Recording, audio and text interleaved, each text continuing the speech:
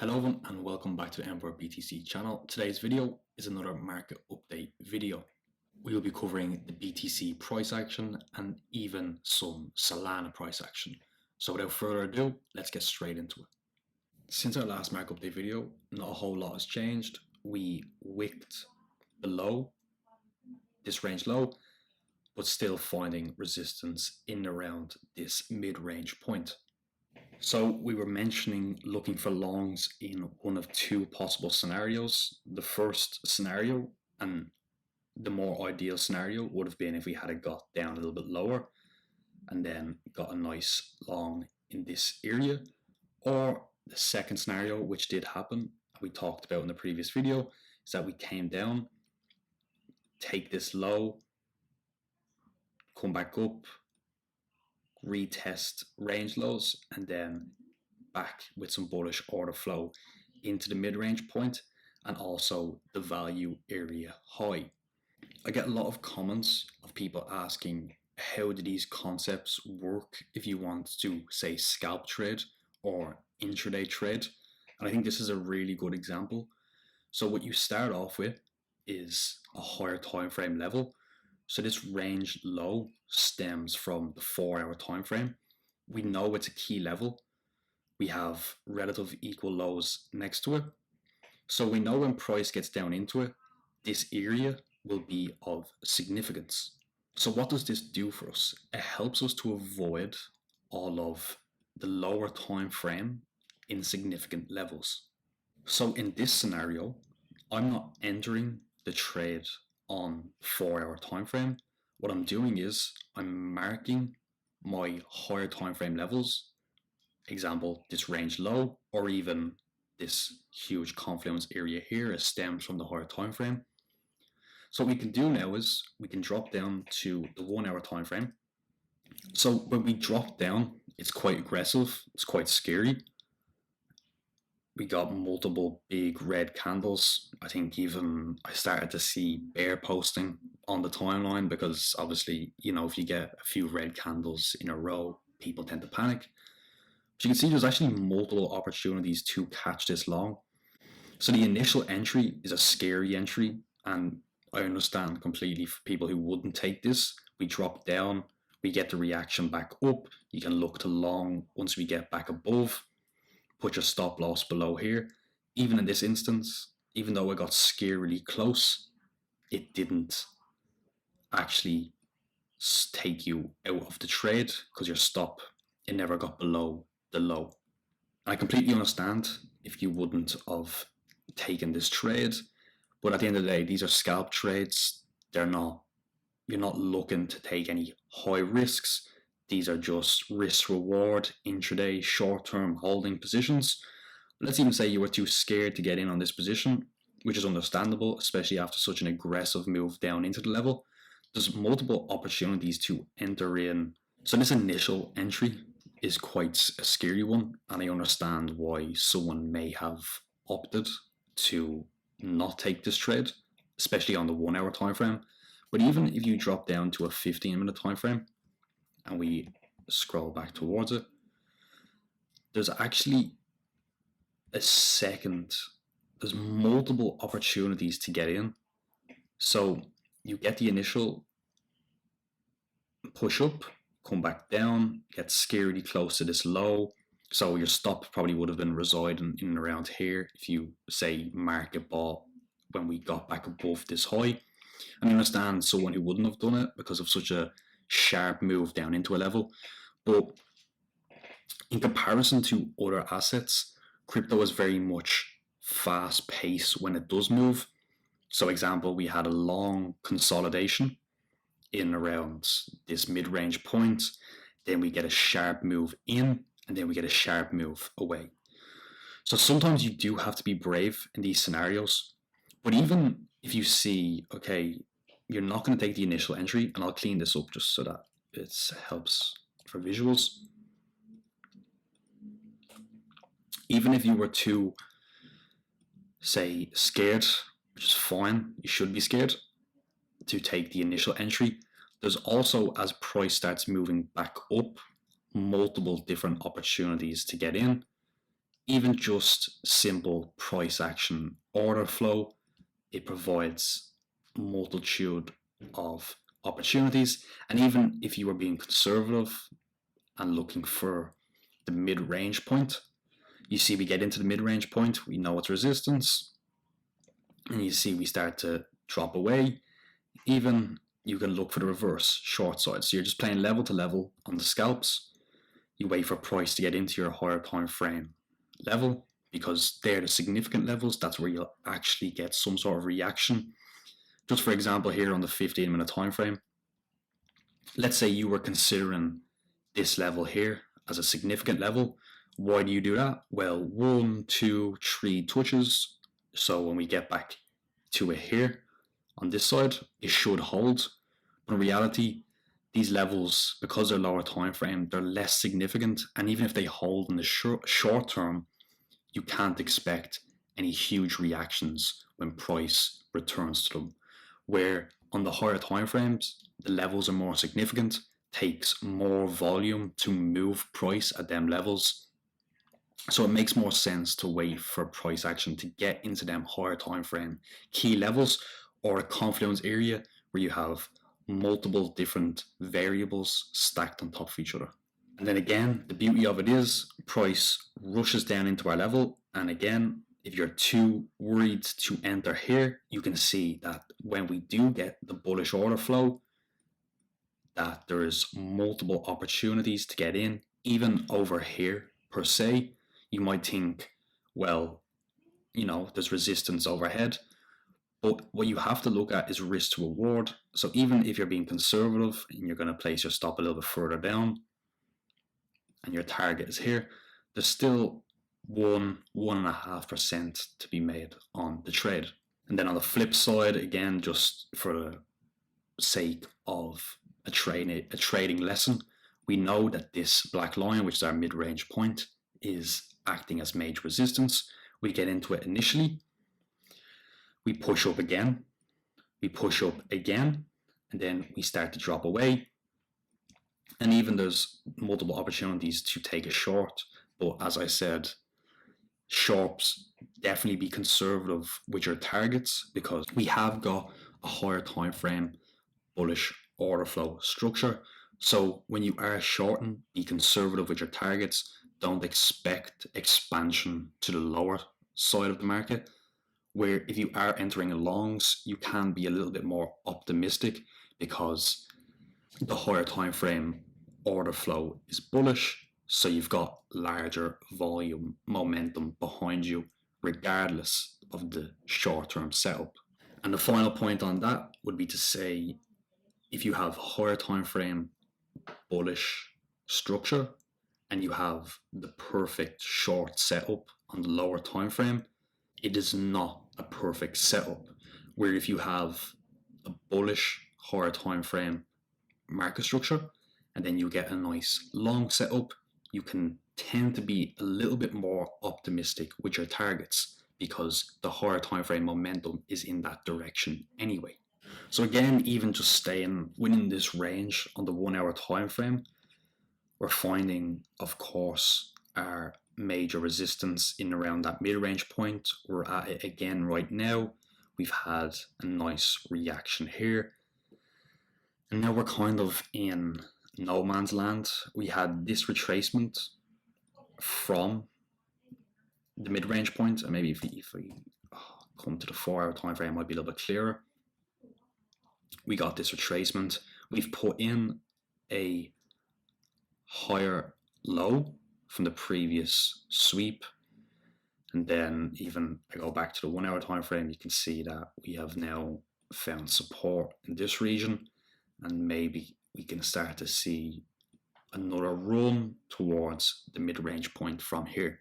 But again, if you look at the last video, I said there was one of two scenarios I wanted. I got the one scenario I wanted here. I knew it would be a high enough probability setup if it did work out. It did. We played it from range low into the mid-range point, because the mid-range point at the moment is acting as significant resistance. There's no point in putting take profits above these levels because of the significant resistance in here. Sometimes it's, especially on the lower time frames, it's quite nice to get in and get out, because otherwise what tends to happen is a scalp trade turns into a long-term holding position that you have to hold in this big long retracement, and now you're hoping that it gets back up to your original level and hopefully beyond, where you can take profits here and then maybe even reassess if you do get that retracement. Right now, my bias is bullish. We've had a pretty reoccurring theme in the price action videos from the last few weeks, where we're talking about range lows to range highs or vice versa, essentially just price range extreme to the opposite extreme. We've kind of had that play here now. We've put in this higher low. We've got these relative equal highs overhead, and even this one, so you kind of have a lot of liquidity resting above here. I do think a push above it would be like a hot knife through butter, and that we would move quickly towards range highs. But then also this mid-range point is significant resistance. So as I said, you may be better off looking for some setups on major alts while BTC remains in this consolidation above the higher range highs, which is this level here. So now for those of you interested, we'll have a quick look at Sol to end the video. We'll start on the weekly time frame. You can see I have two boxes drawn very ugly, but we're very much stuck between this range. So this key SNR level has acted as support on numerous occasions, especially at significant turning points. Even here we dipped below, swept this low, came back up, got the reclaim, and then vice versa, we have this key SNR level overhead, which is acting as resistance at the moment. It's acted as resistance on a couple of occasions and almost even got flipped. Well, it did get flipped into support because we took out this high, and then we got this underside retest, which pushed us back down to the lower key zone, and now we are back at that level. So there's no two ways about it. Where we are right now is a significant point. So let's see what it looks like on the daily time frame. So on the daily time frame, and of course this is all BTC dependent, but I think if we get below this low again and close below it, I think it does start to become a problem for Solana. But if BTC is able to push on here and we essentially flip this range high, as we've kind of, you can see the bodies of the candle have been respecting it on the daily. So if we're able to get pushing up here now with some order flow and maybe even get above this high and above this key zone here and start to see if we can get back on top of it, and of course all BTC dependent, well then you start to look at maybe another run for Solana towards all-time highs and continuing on. Similar scenario to Ethereum. But again, it all depends on BTC. If BTC starts to push lower and we get below, close below this low, you might even find yourself in a scenario we drop down, come back up, get the underside retest. I struggle to see a whole load of support below. You kind of have a couple of little levels like this one where you may see a bounce, and then a similar type of level a little bit lower where you may see some support, but these levels are not to be overly trusted. Even though they're on the higher time frame, they're not really clear and concise. It's very choppy in and around it. And then also the point of, is there any point of overcomplicating it? The best time to, of course, in hindsight, long Solana was when we got this bullish retest of this key SNR level, and of course there was multiple opportunities to get in long.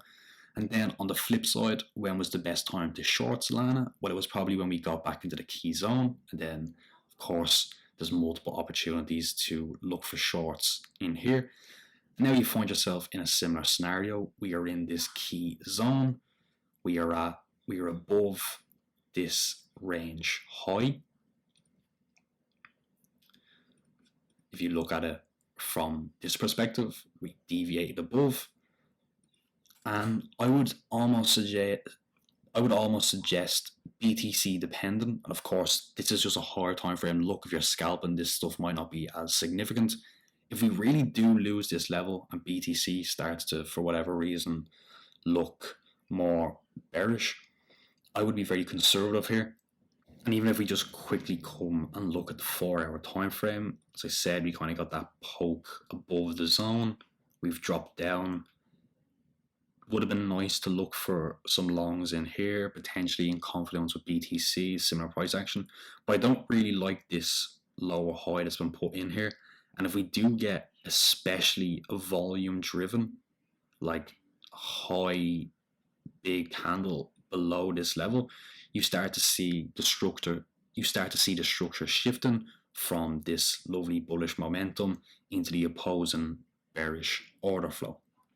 And I just want to give a quick shout out to the sponsor of the channel, Bybit. If you sign up using the link in the description, you get up to $600 in bonuses. So just to summarize the video, we went through our previous trade plan, which played out nicely. We're back in this very tight knit range. Look how tight that that value area is. These levels are very significant at the moment. The POC, the value area low, value area high, they're all acting and extremely sensitive at the moment. But we're very, very compact, and there's not very many expansive moves where, as I said, it's nice to wait for an extreme and then look to enter, because it's a nicer entry and there's more of a bulk of the move to be captured.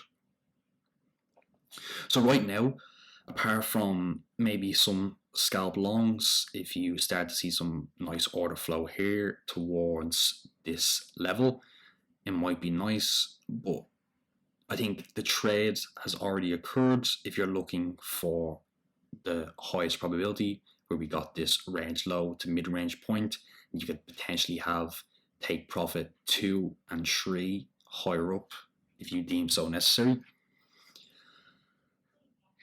If we do get back down here somehow, I still think it's a nice trade.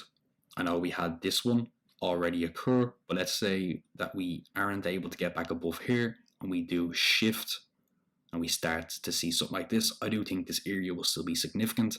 If not, and we start to see some bullish order flow here, we want to see us, of course, get above this mid-range point, which is really acting as a key SNR level for those of you who might find it easier to depict it that way. So if we are able to get back above it and then flip it, and then like I showed down here, if you get that nice lower time frame price action and order flow, it'll be really easy to see and get a nice entry, especially if you practice and study it. You will be provided an entry sometimes heading towards this range high if we are able to get back above. Now, Solana is in a sticky area, but as all things in this market are, it might be dependent on BTC and what happens with BTC. As of right now, I wouldn't be overly enthusiastic about looking for longs on Solana, because I think there's other altcoins that have better setups while BTC is in this range. So that's all for today's market update video. If you enjoyed the video, please leave a like and comment and subscribe to the channel. It means a lot, and I'll see you guys in the next one.